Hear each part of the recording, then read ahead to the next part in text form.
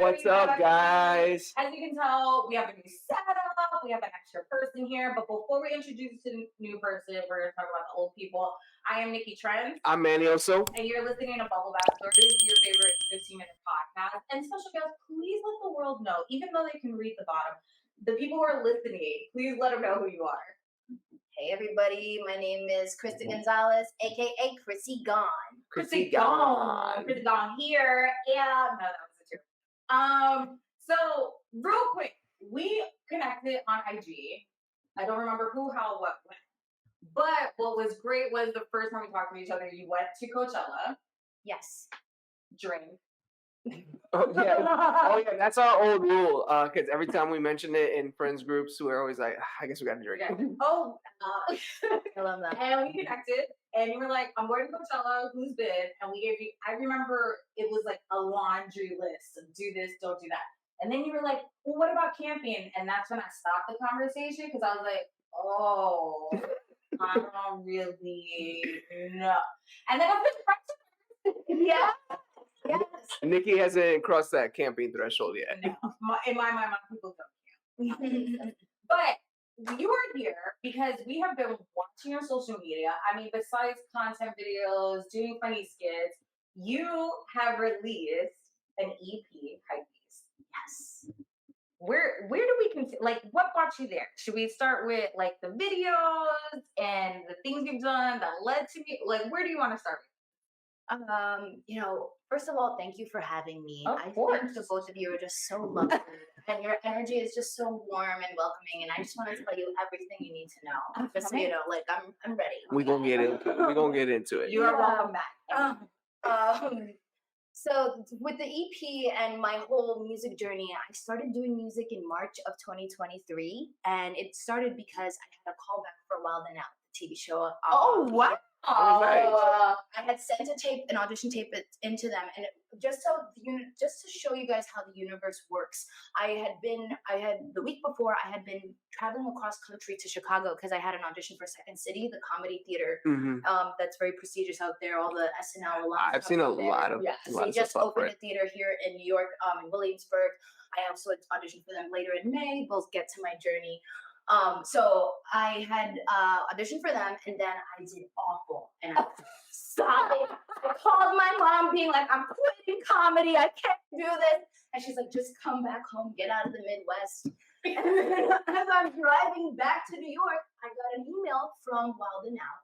I got a call back, and they wanted me to come to California to audition with Nick Cannon in person. Oh my God! I stopped in my tracks, and I cried after crying tears of I cried tears of happiness in the same day. Yes. And it just goes to show you, like, never give up on yourself. Never give up on your dream. You can't give up on yourself. So they're like, oh, we can do a Zoom audition if you want, but if you want to fly out to California, like, the auditions with Nick in person. I said, I'm flying out. This is my opportunity. I'm taking it. And my miles are going to just have to get me by. Yeah. So I got to California. Before that, I didn't know what I was going to do because everybody was doing stand-up. That was do it for the callback. They were like, just show us something that shows you as a comedian. They didn't really give me anything. Oh my God, that could be anything. Yeah, right? That was the synopsis. And I'm an improviser and I'm a sketch comedy writer. That's my wheelhouse. I do characters. I've done one-woman shows, but I'm not really a stand-up. Like, I'll do it, but that's not my wheelhouse. Right. So I was like, what the hell am I going to do? And off the cuff, too. Yes. Yeah. So I was going through a breakup last year. And can I just say, all great success stories feel like they start with, I was going through a breakup. Well, that's what brought Manny to New York. And I was talking to one of my writing partners randomly. I was telling him, we were going back and forth, and he was like, Kristen, you can't get so down on yourself. I don't know why you're getting so down on yourself. Don't you realize that you have UPE? And I'm like, what are you talking about? He's like, Kristen, you have unmatched pussy energy. And I was like, Rich, you're a genius. And he's like, what are you? I was like, I gotta go. I can't talk to you. I gotta go. Literally that night, conceived the song Unmatched Pussy Energy. And it was all based off of my friend off the cuff just telling me, because he's like, you know how dudes got big skin energy, but you have unmatched pussy energy, Kristen. Like, you're one of the only women I know that comes through like that. And so I wrote this song. and I went. So the night before I leave for California, I go to my family because I come from a family of entertainment. My mom's also an Yeah, actress. like which we totally have to get into. Because Yeah. I love that you like when I watch your videos, your sister, your brother, like you guys travel. It's like really fucking adorable. And then you do these cute ass videos with your mom, and then I was like, holy shit, that's her mom. So yeah, we're definitely gonna get into that. But okay, so did you go to California? So I went to California. I performed the song, and the crowd went wild in the room. The executive producer, What did they look like? they were just shocked. He was a ghost. He literally just was like, I can't believe she's saying this right now. And then the showrunner stopped me and goes, stop. You're called back. And then I was like, wow. And then somebody else goes, is that pussy energy? Leaving the room. And I was like, oh, I think I'm onto something. Like when I went back to holding, and long story short, I didn't get it because I had conflicts with another reality TV show that I was on. So they were like, come in next year. But I said, I'm not stopping music. I think I'm onto something here. And I came back and I was just so engrossed in it, writing and coming up with these ideas. And, and so then I went back to the studio and I finished the EP and I recorded a few songs, and now I'm working on an album to be released this summer 2024, and it's been just a great journey. Yeah, I mean that's awesome. No, it's what's amazing too is how each thing came about like not connected to the thing before. Like who you wouldn't have done music from acting and comedy. Yeah. You didn't expect to be like, oh wow, I can write music. Yeah. Right? Yeah, I'm a DJ's daughter. My Okay. dad, growing up, I was always with milk crates of records. Oh my God. I know how to do the scratch stuff. It came into you somehow, yeah. So I've always had an ear for it, and I have a very eclectic taste in music. So I knew it was there for me, but I always thought if I wanted to pursue music, I had to be like a Hello Lucy or like Yeah. So when this was coming out, I'm like, no, I actually like rapping about funny shit. Yeah. Like shit that I think women can relate to and people can relate to about dudes not being shit. Because at the end of the day, like we have comedic rappers like Little Dicky out here. Yeah. Where are the females? Yeah. No. When I actually watched Little Dicky show, I said the same thing. I was like, I think he's clever, but that's what makes music good is that it's clever. Totally. That's outside of that. That's it. No, and the music can exist. I mean, that's why WAP was so popular. Like it's in there. There is definitely a need for like, and this is the feminist in me talking. There's definitely a need for strong females in all music genres, especially in that. If a guy could talk about big dick energy, then a girl could talk about if you want to send me unmatched pussy energy. You can send it to Feminist Nanny. I mean, where else does your power come from? Is what I'm saying, right? I really am interested because you said it started as a family. It's a family business. Son. Your mom's into, your dad's DJ, and we were wondering, what job did you have that you were just like, no thanks. This is not what I want to do. I'm gonna go into entertainment. So fun fact about me, before I started my music career, I was working in venture capital as an operations analyst. And an operations analyst. What does that mean? Yeah, slow. Yeah, for those of us who haven't been operation analysts. So basically, I worked at a VC firm and venture capital. This is a company basically that'll invest in startups. Yeah. Their businesses, or even help an entrepreneur start a business. Okay. So that's the company I was with, and I worked for or was in, and I was there for 6.5 years. And I had some great times. I got a taste of the super rich. I flown private. I went to offsites. I've been to Turks and Caicos over 4 times. My boss had houses in DR, Paris. So it was great, but it was shitty because nobody was full of any substance. And I say that with my chest because I've been around these people for 6 years, and I would try to be malleable to make myself be like how can I kind of get in? And I never could. And I realized why, because I'm an artist. I'm not a Mhm. financer. You know, so I understand. I had to make the switch, and I've been so much happier ever since. It's not about the money. Please do not work for money. If there's anything that I can give advice, do not work for money. You will not be happy. I was making over 6 figures, and I was not happy. I was drinking myself to sleep every night. You know, I mean, I get that. I totally get that because I've been exposed to that lifestyle before too, and it's a lot that you compromise to do that. And for people, I get it. There's a lot of people out there who have never ever going to see that type of opportunity, and they take it for what it is. I get that. But a lot of people like they're in there and they sell their souls. yes. You know, and that's tough. That's easy to say, but when you're going through it, it's really like I can't believe I'm doing this. I mean, to be honest, it's a skill. You can live with yourself while doing it. Right. Yeah. Yeah. But like, so you've done all this great stuff. I guess some people would ask, well, why can't you have the 6 figures and have a hobby? Like, if you're a nurse, why didn't you have something on the side to, you know? But that's what I was doing. So my background, I went to Pace University for acting. I minored in film studies and anthropology. And then after that, I fell into the VC world. I was the executive assistant to the founder of Pinterest. And then after that, he was an angel investor. And he was from San Francisco. And then his wife got pregnant and he was moving to San Francisco. And he's like, come with me. And I'm like, no.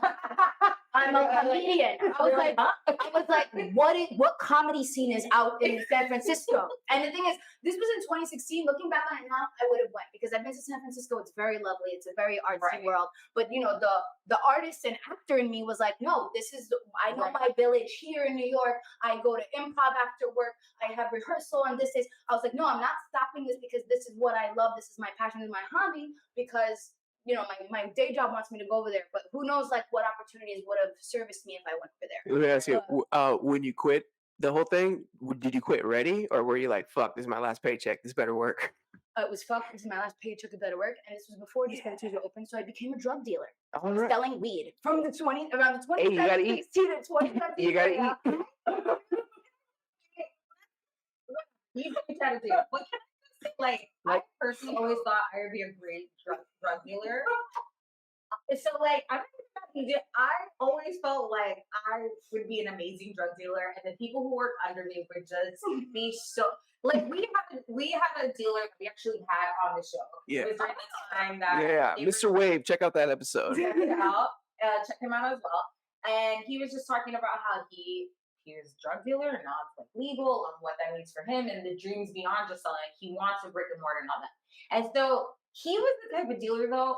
He would deliver. He would let you know, like, when you were in line. He gave his employees immaculate customer service, like for family days, like Father's Day. One of it, yeah, that was really cool. One of his guys who would deliver for him had a baby, and he gave him maternity leave. Wow! Like, in essence, whatever that equates to in drug dealers. Yeah. How was your business after? Because we're gonna judge you now. So, like, are you great or what? Yeah, because you left unprepared. I mean, I left unprepared, but which is usually how people do. Yeah. When people bought from you, they gave me a severance of like 2 months pay. But what the fuck was that? Yeah, right. 2 months. Oh, I'm so yeah, sure. Yeah. It doesn't stop her. It's terrible. But okay, so you had to sell drugs and substance in your life, but were you a good? Yes, I was a good drug dealer. I had low customers. And I'll even be honest with you, it even carried over to when I got the VC job. I would have my customers meet me at my job in Flatiron, and I would be like, I'll be back. And I would just go in because I just like servicing my customers and smoking weed for free. Yeah. Did you do skits? Why? Like, okay, you bought an eighth. I'm gonna test out the skit that I've been working on. Yeah, how much of the drug dealer life fits into the skits? I kept it separate. I mean, I didn't. Some of them were my improv teammates. You know, very okay. All right. Now, truth serum. The way I got my customers. I posed on Grindr, and oh my god! My ex-boyfriend at the time was the guy I would use. So then he would. But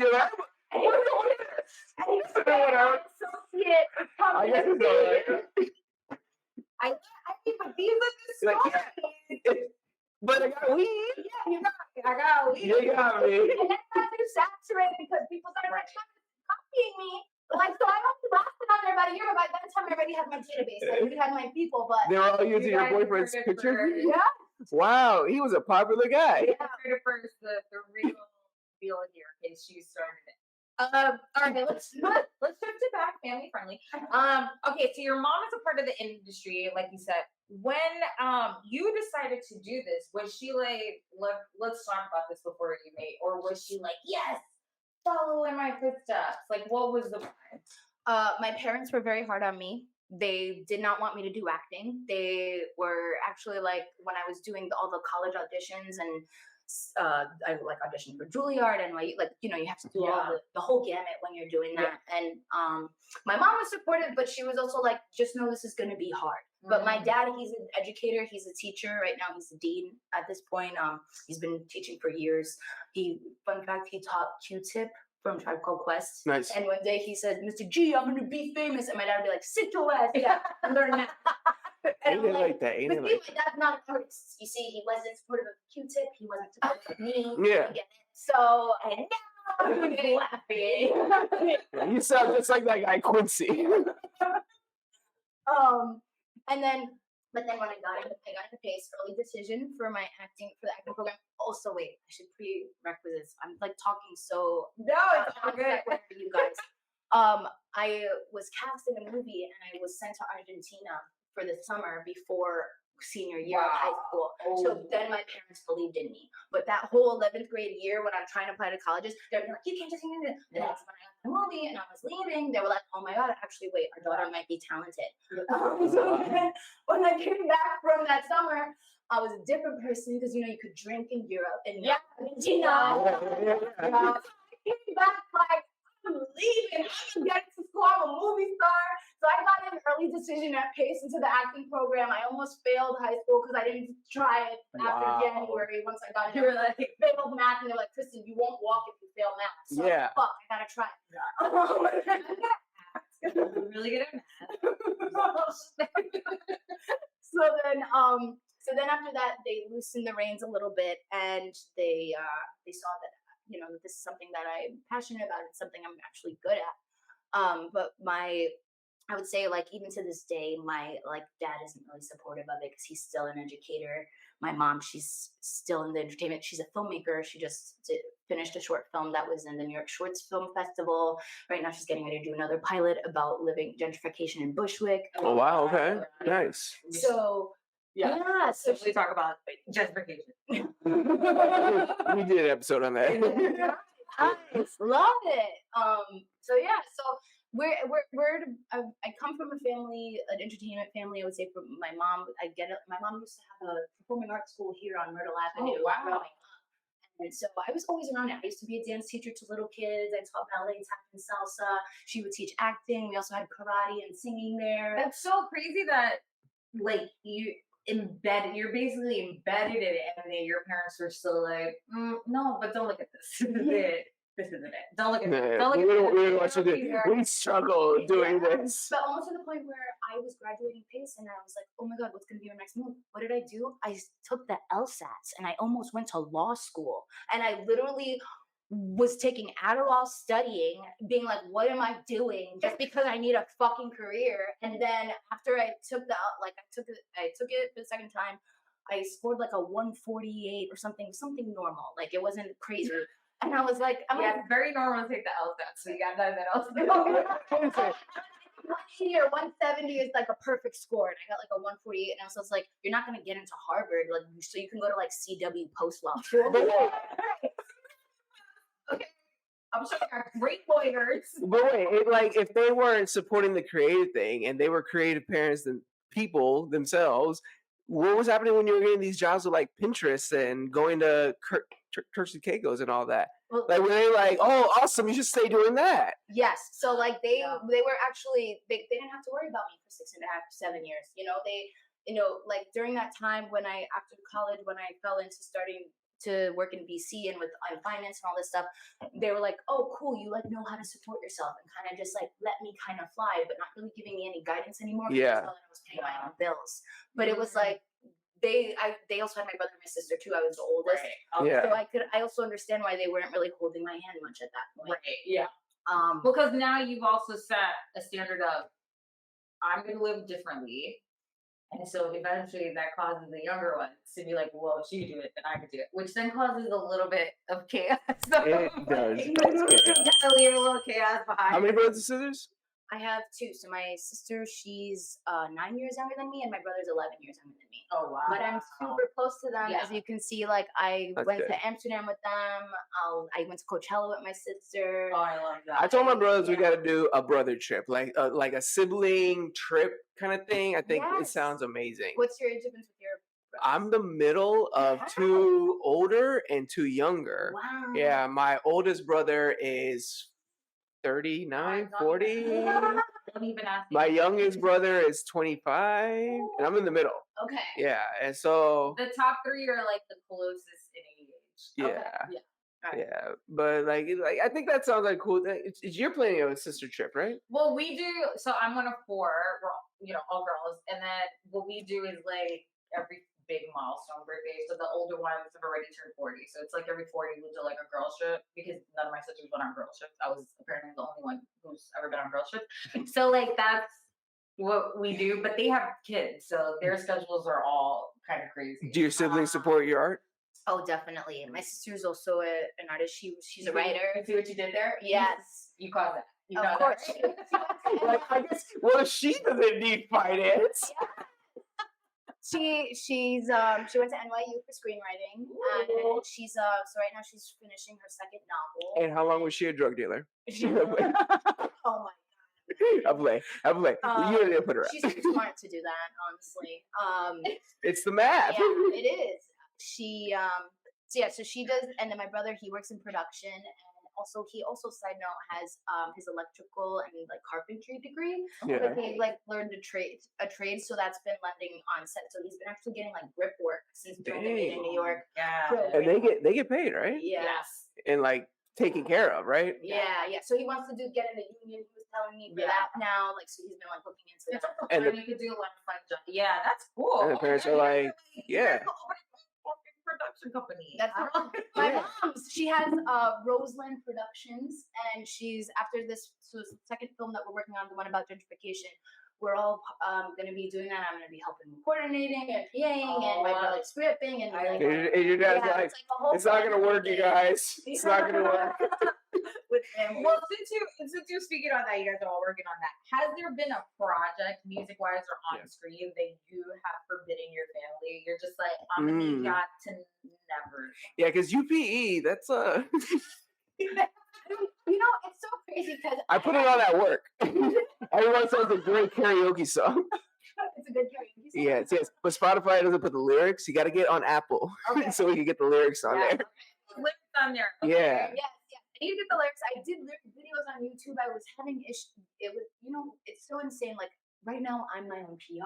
I'm my own marketing. And I just want to make the art, guys. I just want to be creative. And I There's feel like so much work though. yes, because I have to do the other side of this stuff. Because how is anybody ever going to hear it or know who I am if I'm not doing the work on the other side? And I don't know about you, but like definitely for us, sometimes that makes us not excited about what we're. You know how many times we've been like, I don't know if I want to do this podcast anymore. Like doing the videos and nobody responding to social media posts and like waiting on we have sat with each other and been like, I don't know if I want to do this. And like even saying it has somehow hurt my soul because we've been like, I can't do this anymore. And then we put this up and we're like, okay, well maybe we can do it. And then it's like, oh, we got to do Mike. Well, maybe it's not so bad. Oh, maybe.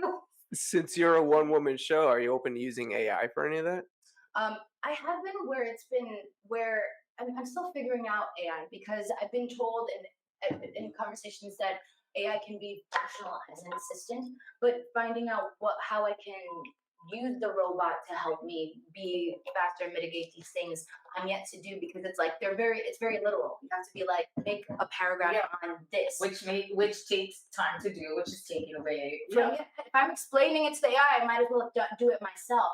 Yeah. I was because like for a while I tried Fiverr, like hiring like people in like overseas and like Bangladesh. Yeah. That helped a little bit for a while, but then again, you have to sit and give instructions and Yeah. go back and forth, and sometimes you're just like, I need to move on to the next thing. But I will say this: I feel like everybody has these moments, and I totally identified with you when you said that.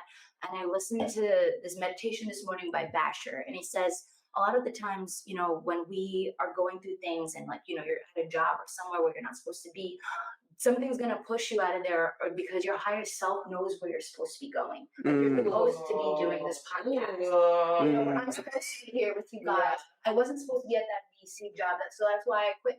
And when you're more aligned with what you're supposed to be doing, that's when you feel that soul. Yes, the alchemist. Like you're in that higher self. Yeah.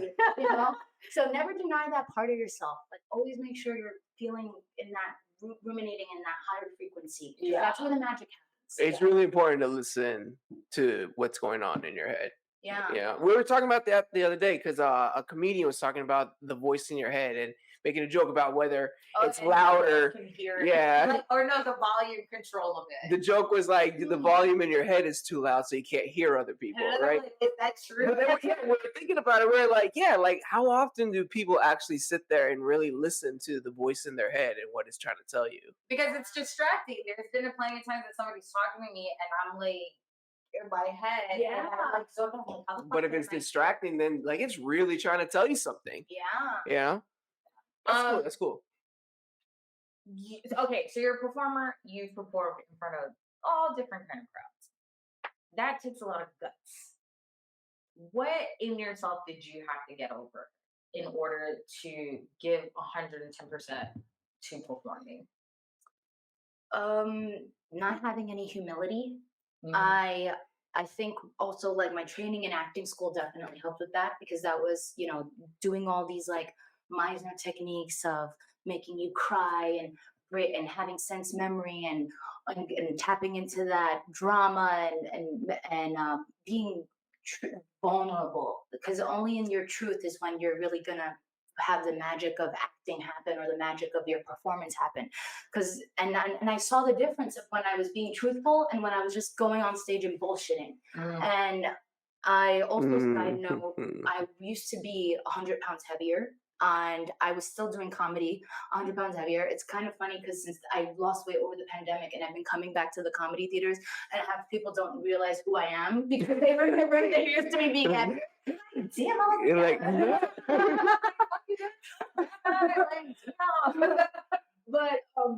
but it's so crazy because it's like I never lost sight of, like, I was like, wow, it's crazy because, like, even when I was heavier, I wasn't nervous, and it's just like insane seeing, like, like that change in myself. Even though I look different, I'm still delivering the same every time when I go on stage.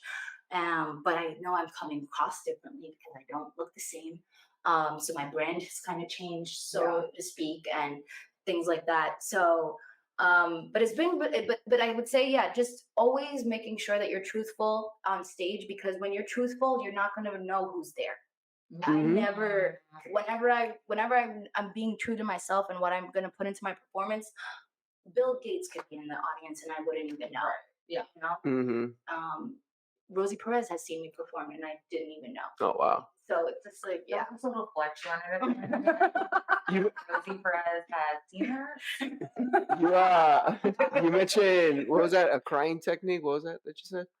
Sense memory. So it's a Meisner technique, sense memory. You want to try it? What? How do you do it? What is it? The You concept? have to make yourself cry, right? Yeah. Okay, let's see. I mean, it takes a few minutes, but I think I'm pretty good at crying. My dad used to say that. What's the technique? How does it work? So you're on a train. You're on a subway train, and you're by yourself, and it's really quiet, and it's late at night, and for some reason the lights keep flickering on the train, and your stop's coming up, but it's really late at night, and the sliding doors open from the other train cart, and you see a figure coming through, and the figure's coming towards you, and it's this deep, dark creature, and the creature's coming closer and closer to you, and he opens his jacket, and inside his jacket is all of your fears, all of your hopes that you never got, all of your bad memories when you were little, and he's showing you all of these things in his jacket, and he's taking off the jacket, and it's getting bigger and bigger, and it's almost as big as a movie screen. You're seeing all these things, and then all of a sudden he comes at you. I think he was closer to crying. I think I would have been like, Is that really the thing? So that's the gist of it. I did it kind of wrong because that's supposed to I be got a one little memory. tiny little You thing in my have brain. more- A little tiny thing. Yeah, and Yeah. it's like you're supposed to pick like one trauma, one moment, one second. But I was like, I fucked up. But Yeah. I was like, I have to finish it. You know how I embarrassingly make myself cry all the time? Tell us. Whenever we're in a group of like, and somebody's like, "Oh, what kind of TV shows you like?" I always make the mistake of mentioning This Is Us.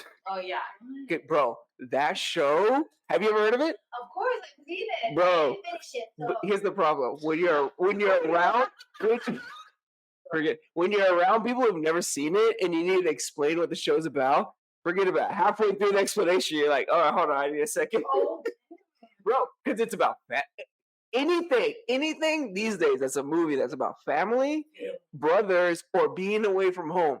I fucking bought. Look.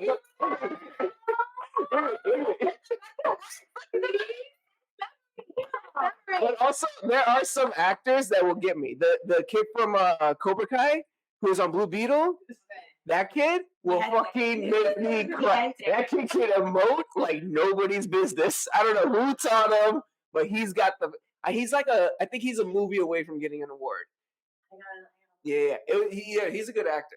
But that's a good technique. But then when you said open the jacket, at first I was like, wait, where are you going? yeah. I would switch that with maybe a box. Yeah. He opens the box. I think it is a box. I haven't done it since acting school. The reason I was asking though about that is how, because your family, obviously it's in your DNA, as anybody would say. How much do you think being in performance is really learning techniques compared to like going out? Because you said you would go out there and just bullshit and be like, Well, improvising is always bullshitting. Yeah. Because we're performing without preparation. But because I've trained and studied improv, I have techniques and I know game, and I think it's important to train because it teaches you structure in your craft. Mhm. And it's like you can choose to use it or you can choose to not, because you can use your sense memories to get to that untapped vulnerable moment. But also, if you remember reading about like the Alexander technique and stuff, then you have other things as your go-to if you're not having such a good day. Yeah. And I think it helps when you're not feeling 100% to kind of get you as close to 100% as possible at default. I think it's when people talk about like Broadway performances and stuff, and they talk about speaking with your diaphragm, and people be like, "What does that mean?" And like you gotta explain like what that means. And so like that kind of thing makes me think like, yeah, you could probably go up there and like say a line, but like, do you know how to stand on a stage and stuff like that? Right. You know? Yeah. Knowing where to find your mark, find your I don't like. I'm saying like I tell her all the time like I would like to like try out for like a community theater. Me being from Florida, not from New York, I assume everyone in New York, every neighborhood I did too. performs or something. You're not alone. I did too. And so, come to find out, not every neighborhood has like a neighborhood theater or something. Right. Yeah. But I tell her, oh, I want to try out for like a community theater. But I'm over here thinking, do I even know how to like stand on a stage or something like that? Don't listen to him. A little backstory. As most of you guys know, Manny and I went to high school together. Yeah. That's how we know each other. I was in thespians in high school. He was. But it's been And- years since anybody's exposed me to anything like that. Anyone who forget. knows me knows that he hasn't forgotten. Yeah. A bit is always set up. I want to be a There's star. always like, let's try. I don't know if you do this with strangers. We definitely do it at home. Like if one of us has a really sick bird, like misstepped or mistimed, let's do this again. Let's do it. Rewind. We'll be like, say that thing you just said again. I'll be annoying. It's me either play alarm or just like I'm done. I'm done. I constantly have bits in my head. So I never in a million years believe that you don't have it. I used to date somebody, and she would tell me that that the funny thing about my bits is that all my characters always have backstories. Yeah. So it's never just like a girl with glasses walked in. It's always like she has glasses because when she was growing up. They're like, now let's get to the bit. So he definitely has it. Don't fool you. My favorite song from him. Let's talk about. Oh yeah, let's talk about your music. Let's talk about your music. We got through all the other stuff, family. I had a couple of questions. I want to. Do you want to go first? Yeah, I want to talk about Hype Beast. Hype Beast. That's a great song, by the way. All great karaoke songs. I want to ask you though, when I was listening to it, about the just one of the lines about the jewelry really made me think. And I want to ask you, ladies, have you ever been gifted fake jewelry and passed off as real? Yes. I'll let you go first. My ex-boyfriend gave me a Tiffany bracelet. Oh, Quote unquote. I still have it in the jewelry box. I wish you would have told me. I would have bought it. That thing is rusted, dark gray now. That was not no fucking Tiffany's bracelet. Okay? Yeah. In the box and everything? Yes. Yes. what was the occasion that he gave it to you? Christmas. Christmas in front of people? In front of my parents. Oh wow! Yes. Yes. In Long Island. Yes. There was I think my extended family was there. Aunts and uncles. Yes. Oh geez. Yeah. He did me dirty. Yeah. But like, did you act like? At the time, I thought it was, you know what it was? Remember those bracelets back in the day that they had the lock? Yeah, the lock. It was that one. And it's so dark gray now. I was Girl, like, you this should've done motherfucker. Yo, dude.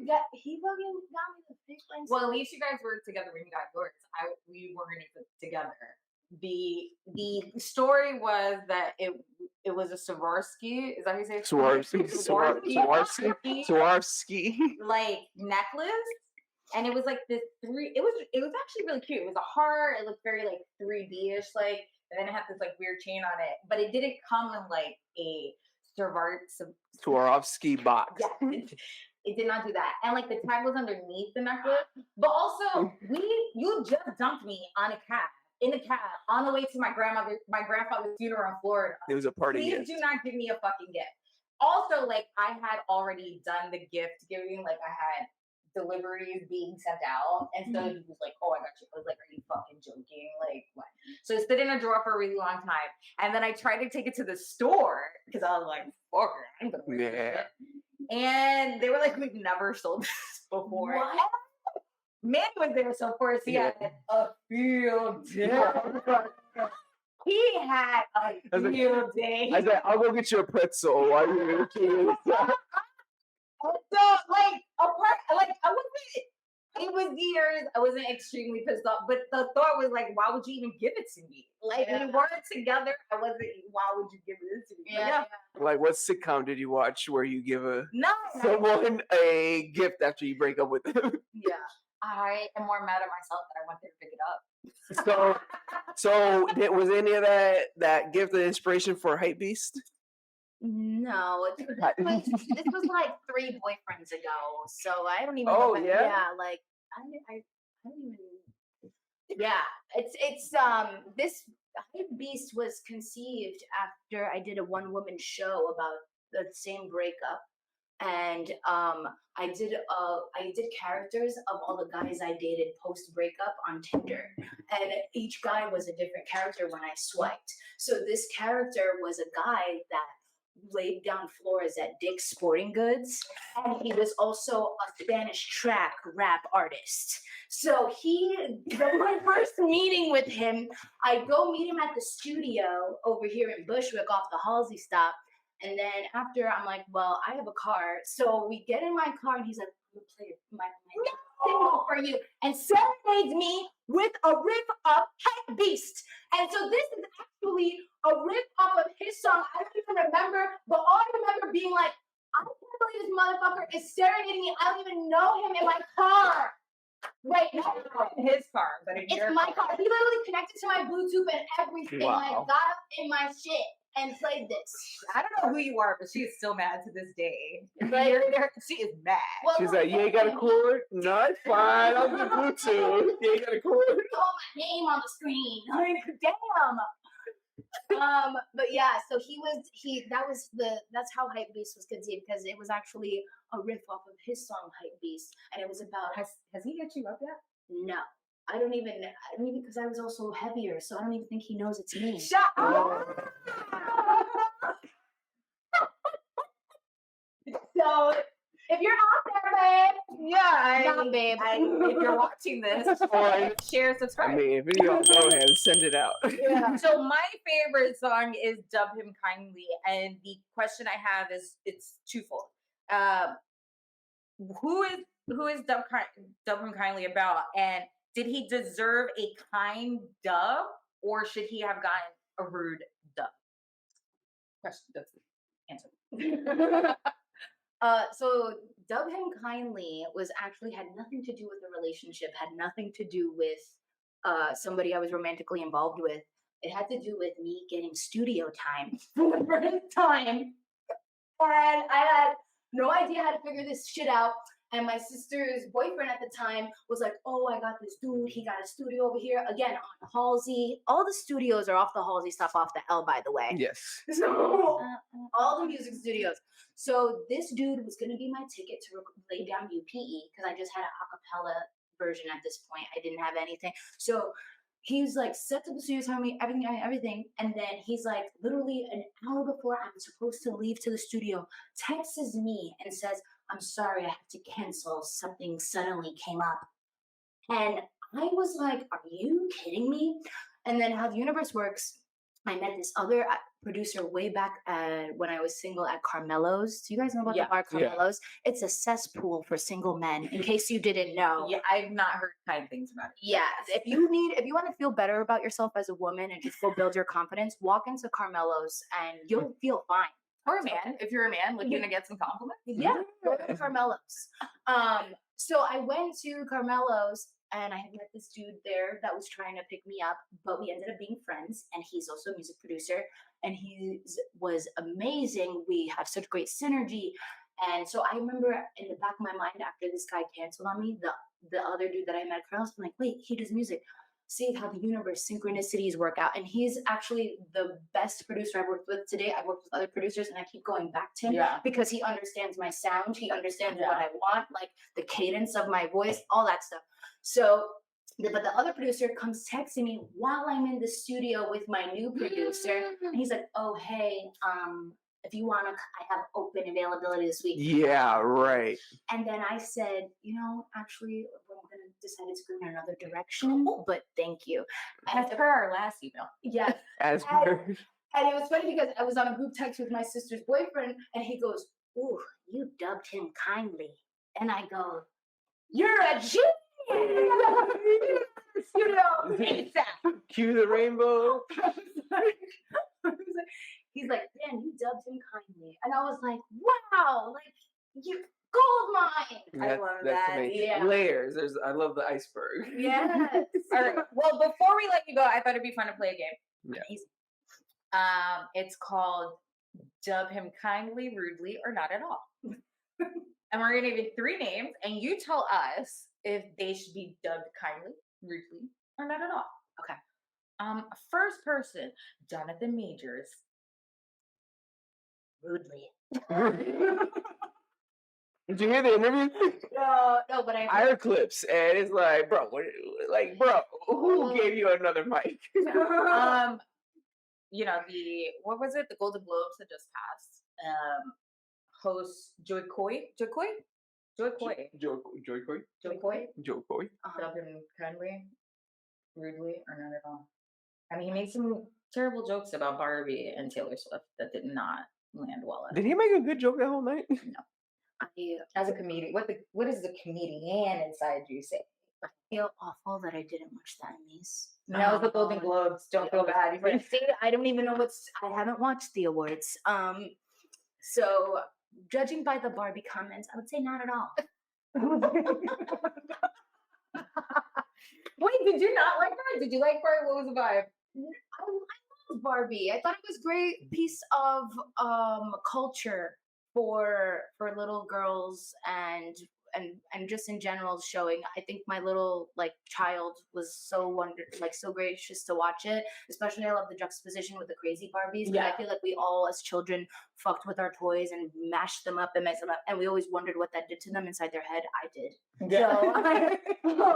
So it was just great, just like showing that world and like what they thought of it. But I did also think there was a lot of production put into that. Yeah. Knowing in our line of work and what we do, I was like, this definitely. It got me excited about the movies for sure. Yeah. Okay, last person. I'm gonna pull this off the top of my head. Michael B. Jordan. Kindly. Well, you know who didn't do him kindly, right? Lori. No, I'm just kidding. Who didn't do- No, Michael B. Jordan. Thoughts and prayers. Thoughts and prayers, Mike. Thank you so much for being here. Definitely. I'm so happy that we met an IG follower in person who also lives in the neighborhood, so that's always fun. Let the people know, one, where they can find you, where they can find your work, and how you are trying to get Gray Sweats in a music video for Gray Sweats. Yes. So my second music video, Gray Sweats, I'm doing an Indiegogo campaign for it to get published and premiered, and also for merch and all the things. So you can look for it on Indiegogo, but on all platforms, everything is Krisaygon, Krisaygon. You can find me on TikTok, Instagram, YouTube, all the things. It's all on that name. You got like a story like for the music video, or is it just gonna be you in a pile of gray sweats? No, there's a I learned a lot from my first music video. I had a shot list. There's a storyline. Yeah. I even had archetypes from Beyonce, Destiny's Child, Soldier, and like Onana, What's My Name? Like we're creating a vibe here. I learned a lot from the first surprise guest. Frankie Muniz, maybe? I don't know.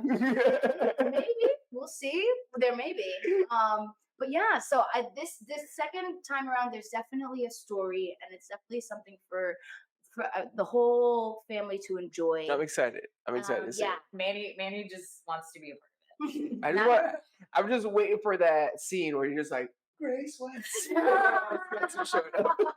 Manny actually didn't know what the big deal about Gray Sweats was until he moved here. And he wore a pair of Gray And then she explained it to me. You to like put some extra layers on it. Yeah. I didn't know about it. And then she told me, I was like, oh my God. People are looking at me. And I did one of these things, clutch my pearls. He likes it because he got 2 pairs of gray sweatpants. Okay, this is who I'm dealing with. Again, thank you so much for being here with us. It's been fucking amazing. Yeah. If you guys want to know what we're up to, you can find us on Instagram, TikTok, Facebook, and YouTube at Bubblegum Stories. You can find me at Got No Time for This. And you can find me at Nikki Trends on IG. If you guys are looking for official merchandise, you can head over to our website, bubblebathstories.co. And if you're looking to give us a compliment or like, complain or to talk about our lovely guests, anything, everywhere. Until next time, guys. Bye. Bye.